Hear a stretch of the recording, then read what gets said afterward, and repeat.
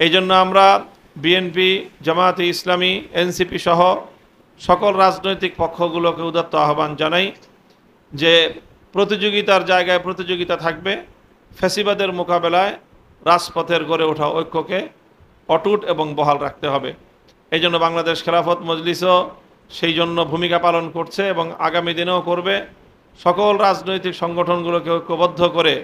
ফ্যাসিবাদকে বাংলাদেশ থেকে চিরতরে বিলোপ করার যে কোনো সিদ্ধান্ত কার্যকর করার জন্য বাংলাদেশ খেলাফত মজলিস সর্বোচ্চ ভূমিকা পালন করবে। সেই সাথে আমরা লক্ষ্য করছি যে বিভিন্ন রাজনৈতিক দলের নেতৃবৃন্দ পরস্পর বিরোধী বক্তব্য দিচ্ছেন, আক্রমণাত্মক ভাষায় তারা বক্তব্য দিচ্ছেন, রাজপথে অশালীন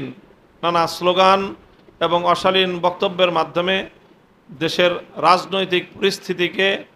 এটা বিনষ্ট করা হচ্ছে, কলুষিত করা হচ্ছে। এই জন্য আমরা সকল রাজনৈতিক পক্ষের প্রতি উদাত্ত আহ্বান জানাবো যে আমাদের বিরোধ থাকবে,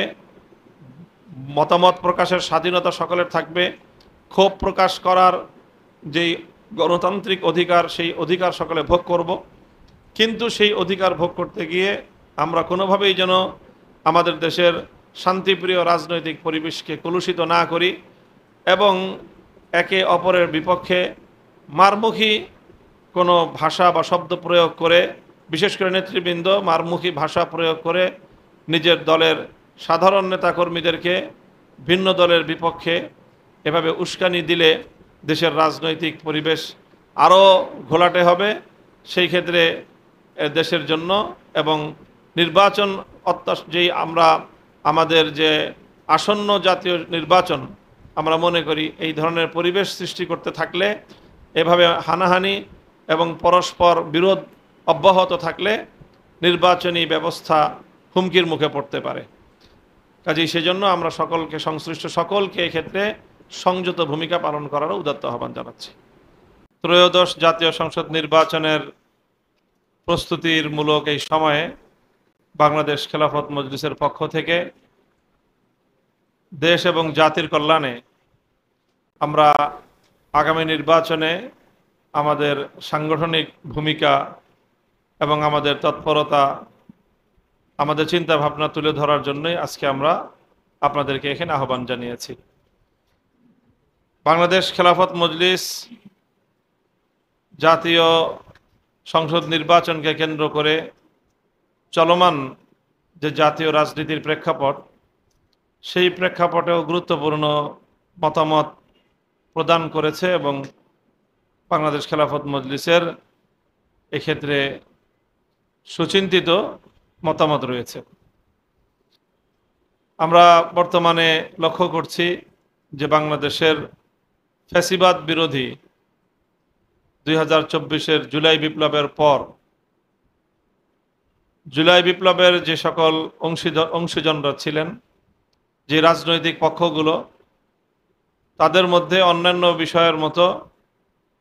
নির্বাচন ব্যবস্থা নিয়েও একটা স্পষ্ট মুখোমুখি এবং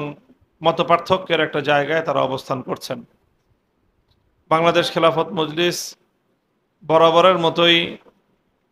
জুলাই বিপ্লবের অংশীজনদের মধ্যে বাংলাদেশের এই পরিস্থিতিতে, বাংলাদেশের রাজনৈতিক সংকটকালীন এই সময়ে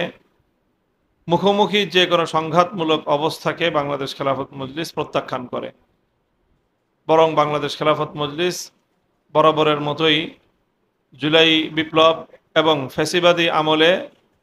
ফ্যাসিবাদ কর্তৃক নিপীড়ন এবং নির্যাতনের শিকার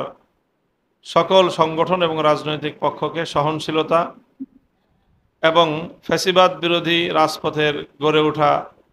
ঐক্যকে দীর্ঘমেয়াদী ধরে রাখার জন্য সকলের প্রতি উদাত্ত আহ্বান জানায় এবং বাংলাদেশ খেলাফত মজলিস সেই জন্য তার অব্যাহত ভূমিকা পালন করে চলেছে। সেই জায়গাটায় জাতীয় নির্বাচন ব্যবস্থাকে কেন্দ্র করে যেই মতবিরোধ, যে চলমান